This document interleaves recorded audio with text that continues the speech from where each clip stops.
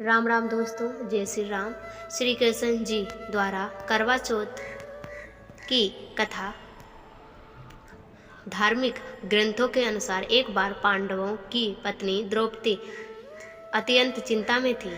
अर्जुन तपस्या के लिए निगलगिरिक पर्वत पर गए हुए थे और बाकी पांडव किसी युद्ध में व्यस्त थे। उस समय द्रौपदी ने भगवान श्री कृष्ण को पुकारा और कहा, हे केशव, मैं अत्यंत चिंता और भय में हूँ। मेरे पति संकट में हैं। कृपया मुझे कोई ऐसा उपाय बताइए जिससे अनेक जीवन की रक्षा हो सके। श्री कृष्ण मुस्कुराए और बोले, हे सुभागे, एक प्राचीन व्रत है करवा चौथ, जो नारी एक सच्चे प्रेम और तप की प्रतीक है। यदि तुम श्रद्धा और निष्ठापूर्वक यह व्रत करोगी तो तुम्हारे पति की दीर्घ आयु और रक्षा प्राप्त होगी। अब मैं तुम एक प्राचीन कथा सुनाता हूँ, जिसे सुनकर तुम इस व्रत का महत्वपूर्ण समझ सकोगी।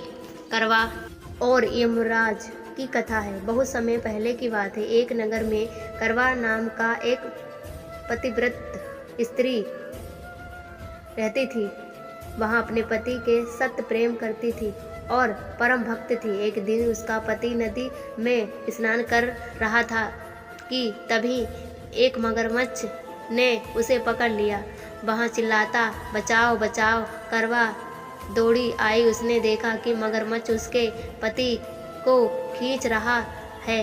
वहाँ तुरंत एक सूती धागा लेकर जल में कूद पड़ी और अपने तप के बल से मगरमच्छ को बांध दिया। फिर उसने यमराज को बुलाया और कहा, हे यमराज, यह मगरमच्छ मेरे पति को मारने का प्रयास कर रहा था।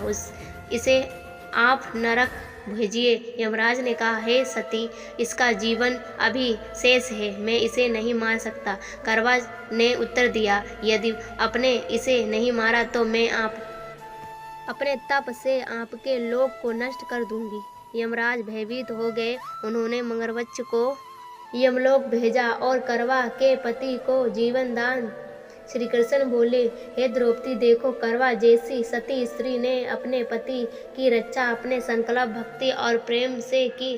करवा चौथ का व्रत उसी की संपत्ति में है। सावित्री और सत्यवान की कथा।